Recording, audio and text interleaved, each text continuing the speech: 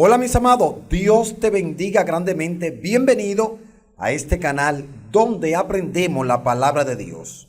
Te pedimos por favor suscríbete, es totalmente gratis. Y también activa las notificaciones para que YouTube siempre te informe cuando subamos un nuevo video. Mis amados, voy a explicar de manera más clara ¿por qué considero que aferrarse a la creencia en un eventual rapto de la iglesia, verdad que sí, de este mundo perdido en algún momento, tiene una base racional desde una perspectiva bíblica? Escucha bien, yo creo, soy de lo que creo, que el rapto o aferrarse a un rapto de este mundo perdido en algún momento, pues tiene una base racional. Mira, en primer lugar, podemos estar de acuerdo en que la cuestión no es si ocurrirá un rapto, sino cuándo sucederá. Esa es la cuestión. Si va a suceder, si no va a suceder, no, sino cuándo es que va a suceder. Les cuento, mis amados, que este evento toma su nombre del término griego arpazo, utilizado por el apóstol Pablo en 1 Tesalonicenses capítulo 4, verso 17, que significa arrebato. También esta palabra está presente en Hebreos capítulo 8, verso 39 y segunda los Corintios capítulo 12 verso 2 al 4 y Apocalipsis capítulo 12 verso 5, que se traduce al latín como raptus, ¿verdad? Tú puedes buscarlo en esa cita que te he dicho y allí aparece la palabra arpazo, la palabra arpazo, que también se traduce en latín, como te dije, como la palabra raptus. En las escrituras encontramos tres pasajes explícitos que hablan sobre el rapto. ¿Dónde está? En 1 Tesalonicenses capítulo 4, en Juan capítulo 14 y en 1 Corintios capítulo 15. Allí está o encontramos tres pasajes que hablan sobre el rapto. ¿Por qué quiero comenzar así? Porque hay que tener una base de el por qué. Yo no te puedo decir a ti, no, yo creo en el rapto. ¿Y por qué tú crees en el rapto? Porque creo. No, eso no es una respuesta. Hay que tener un fundamento bíblico para usted hablar de algo que usted dice que usted cree. Yo creo en el rapto por eso. ¿Por qué? Porque hay base bíblica. Y creo, hermano, que es algo racional porque está en la Biblia la palabra de Dios. Mira, la Biblia, la palabra del Señor, nos presenta una distinción clara en cuanto al propósito entre el rapto y la segunda venida de Cristo, que se puede resumir como sigue. Una forma concisa de encontrar ambos eventos es mediante el uso de para y con. Por ejemplo, en el rapto, Cristo viene para su iglesia, mientras que en la segunda venida, Él viene con la iglesia o con su iglesia, tal como se explica en los pasajes mencionados anteriores, o sea, en los pasajes que estábamos hablando anteriormente. En el rapto, Cristo viene para su iglesia, mientras que en la segunda venida, Él viene con su iglesia. Ahí está la diferencia. Mis amados, las escrituras, la palabra de Dios nos indican que el futuro espiritual será descendente. O sea que el mundo siempre va a descender. va a estar más perdido cada día. El hombre estaría de mal en peor. Eso es lo que nos dicen la palabra de Dios. Las personas se tornan cada vez más perversas, según segunda de Timoteo capítulo 3, verso 13.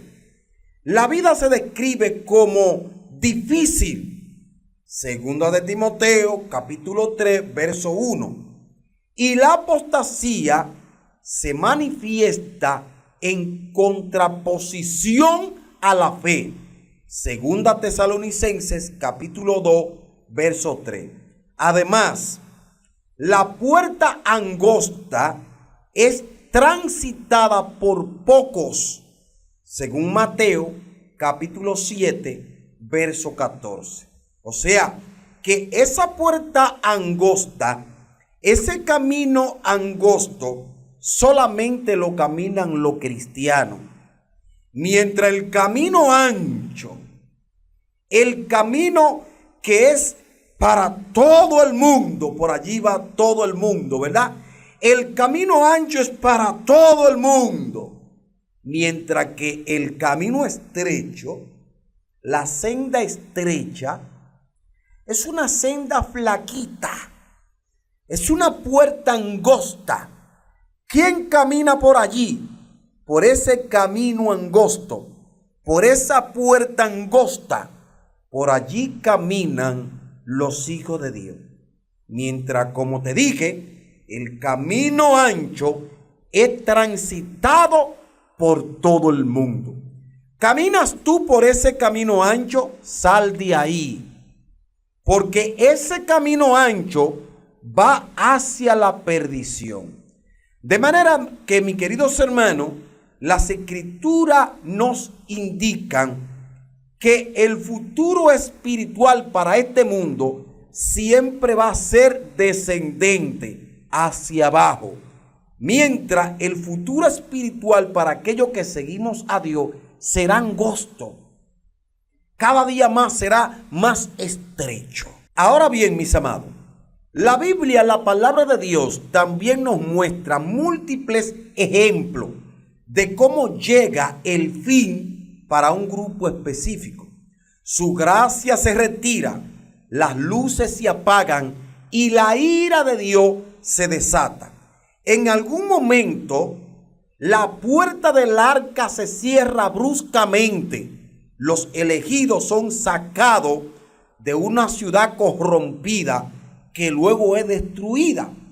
El frenador, que es el Espíritu Santo, el cual tiene detenido toda esta furia que va a descender, el frenador, que es el Espíritu Santo, se quita, permitiendo que el caos se desate, según segunda Tesalonicenses capítulo 2, verso 6. Les cuento, mis amados, que en todos estos casos, la mayoría enfrenta castigo e ira, mientras que un pequeño remanente halla la salvación. ¿Cuál es el punto, mis queridos hermanos? La ira de Dios llega debido a que el hombre no quiere la salvación que Dios ha previsto o ha provisto en Cristo Jesús para poder escapar de la ira. Este es el punto. Que el mundo está descendiendo hacia abajo, porque no quiere la salvación que Dios ha provisto a través de Cristo. Entonces, aferrarse a un rapto es racional. Aferrarse a un rapto en un mundo que va hacia abajo es racional. Además, mis queridos hermanos, la iglesia ha superado a Noé en cuanto al tiempo dedicado a predicar y advertir sobre un juicio inminente, el retorno de Jesucristo, no como cordero, sino como león. Por lo tanto, no debería sorprender a nadie que en un instante, como dice la Biblia, en 1 Corintios capítulo 15, verso 52, esto ocurra cuando el pueblo de Dios es rescatado antes de que caiga el juicio de Dios. Esto va a pasar en un momento, en un instante, en un pestañear. El Señor se llevará a su pueblo y caerá entonces el juicio del Señor. Entonces, mis amados hermanos, es crucial enfocarnos en predicar el Evangelio a un mundo perdido y no quedarnos ociosos esperando ser raptados por el Señor. Es momento de predicar el Evangelio, mis hermanos. Es momento de decirle a este mundo: el rapto es real. Prepárate para que te vayas con Cristo. Amigo, si todavía tú no tienes a Cristo, nosotros te decimos: búscalo. Búscalo para que no te quedes en un mundo donde el juicio es inminente.